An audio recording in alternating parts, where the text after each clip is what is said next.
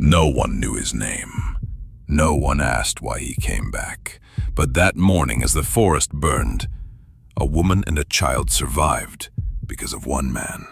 This is the story of a man nobody saw, stepping out of the shadows one last time. Angeles National Forest was slowly roasting under the July heat. There was no breeze. Not even a fly buzzed. The leaves on the trees lay motionless, as if frozen in place. Nature seemed to be holding its breath. In the silence, a cigarette ember fell. A butt flicked carelessly to the ground by a hiker near the forest's edge. A small spark, then a crackle, then a flame. The fire spread quickly among the dry pine needles. Within minutes, smoke rose into the sky and began threatening the cabin deep inside the Angeles forest, where 78-year-old Emma Harper lived alone since her husband's death. That morning, her young grandson Caleb was with her. His parents had dropped him off for the weekend. When the radio cut out and the birds scattered away, Emma realized something was very wrong. At that same moment, in another part of the forest, an old soldier, retired Navy veteran Ray Mathers, was walking among the shadows. His hair was white, his face lined with age, but his gaze remained sharp and his steps balanced. An old backpack was slung over his shoulder, a dog tag hung around his neck. He was a man no one had seen in years. He had returned. But why? He was the first to see the smoke. He was the first to smell it. And for the first time in years, he moved. Ray immediately gauged the direction and speed of the smoke. A northwesterly breeze had begun to blow, meaning the flames would quickly move toward homes and mountain cabins. His old instincts kicked in. He knelt on the forest floor, feeling the damp earth and measuring the smoke's density. This wasn't a campfire. This was an out-of-control blaze. His eyes locked onto higher ground in the distance. He remembered marking several cabins there during past patrols. On a silent day like this, it was possible someone still lived up there. Ray adjusted his backpack and began to move. Fast, yet careful. Silent, yet determined. Meanwhile, Emma Harper opened the window and saw a sky turn gray. There were no birds. Squirrels had fled. When the radio went silent, she understood. It was shocking, since that radio rarely died. Caleb slept. Emma reached for her cane and looked out again. Sparks flickered among the distant trees. Her heart clenched, but she didn't panic. She was an old farmer who'd seen storms, harsh winters, and floods. But this was different. This silence triggered her instincts. She grabbed a small emergency kit from beneath the stove, containing a flashlight, water, a few cans, an old radio, and a key. The one to her hidden escape door built into a rock under the forest. Yes, it was still there. One problem remained: her grandson, Caleb. After walking for hours, Ray reached Emma's cabin. The flames were too close. The sky had turned copper. The sun was gone. Smoke made breathing nearly impossible. But he could see life inside. Movement at the window. A small hand, a woman's silhouette. With strong, purposeful steps, Ray reached the porch and knocked on the door 3 times. "Don't open it," he said in a firm but calm tone. "But listen. My name's Ray Mathers. I was a soldier. The fire is coming fast. If you don't leave now, this place will be ash in an hour." Silence. Then the lock clicked. The door opened. Behind the door stood an elderly woman leaning on her cane. Her eyes were determined but weary. Behind her, 8-year-old Caleb watched, half asleep and frightened.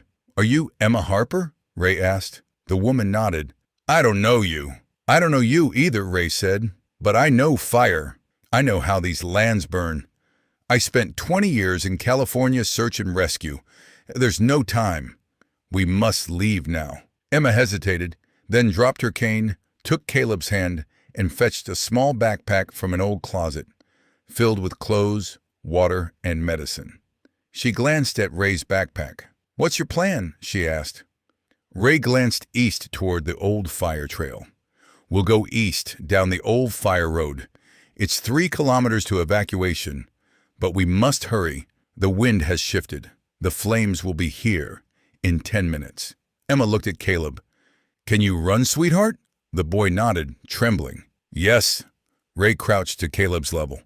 I don't want you being a hero. Just follow me. When I say stop, stop. When I say duck, duck. That's it. The boy nodded again. Emma didn't question Ray's words. Her instincts told her this was a man who had lived in silence for years. Quiet, observant, just like Jack. They stepped outside. The sky glowed copper. Smoke was thick. Breathing required courage. Ray retrieved 3 masks from his pack, worn but functional, and placed them on all 3. Facing east, they set off. They did not run because Ray didn't run. Instead, he moved like someone following tracks on the ground. Each step was measured, each glance intentional. Minutes later, Caleb grew tired, so Ray carried him. Emma, despite her cane, quickened her steps. But the forest had changed. Trees cracked, heat surged by the second. Falling embers, ghosts of the past, descended on them. 100 meters away, a deer collapsed in flames before it could cry out. Ray paused, his eyes fixed on a tree trunk. There it was, a faint trace of an old fire road once used by helicopters, maybe still usable. This way, he said. Emma didn't question again. Caleb's head rested on Ray's shoulder, but the boy remained awake. They reached the final ridge with flames rising at their side. The fire line was nearly on their level. Emma's hair tips were coated in ash. She dropped her cane and pushed aside brush with her hands. Ray looked up at the sky. If rescue is coming, he muttered. Now is the moment. They heard a chopper's roar. Far off, it descended toward a lake like a giant bird. But a fire had made airspace dangerous. Emma stumbled. Ray, I can't go on. Ray steadied her shoulder. A few more steps. Caleb slipped and took Ray's hand. Together they reached the top. The forest behind them burned in flames. The pilot must have spotted them through the smoke, because the rotor pitch rose. Ray removed his coat and waved it. At that moment, a jet of flame spat earth. Then the ground shook. Emma collapsed. Caleb began to cry. And Ray, he stood. He raised his hand to the sky. Here, he shouted. Then everything blurred. Flames were mere meters away. But a thick rescue rope descended from above, sharp and clear as life. Ray first secured Caleb, then Emma. When they were both hoisted up, Ray turned once more toward the fire. His eyes saw long-ago scenes. Afghanistan, a convoy, a bridge, and a decision. This was the reckoning of that decision. The helicopter banked. Ray leaped, grabbed the rope. Behind him, only a pair of footprints and a burning cane remained. The fire raged for 3 days. 20% of Angeles National Forest turned to ash. Hundreds of homes were evacuated. Dozens were injured, all because of a carelessly discarded cigarette. But that morning, 3 lives were saved. A child, a grandmother, and a man whose past was as silent as the flames. The name Ray Cooper did not appear in any initial reports. Not in rescue logs, not in news bulletins. Emma Harper stayed silent. Caleb still did not fully understand, but over time the story turned into a whisper. Then, near the forest entrance, someone placed a small sign, not metal, wooden, quiet. It said, "Some people arrive quietly. They save lives. Then they fall silent again."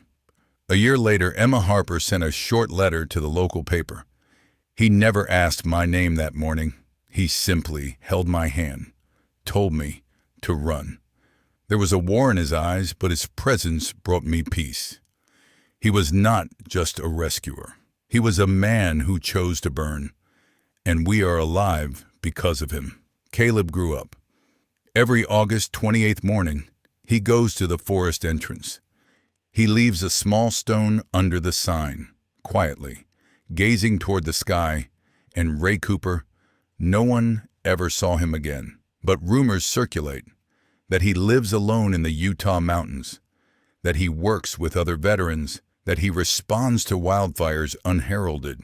Yet no one knows for sure, because some people, they come, they save, they leave, and behind them only a trace remains, a footprint, a token, and a final message. Do not remember me, just remember why I was there.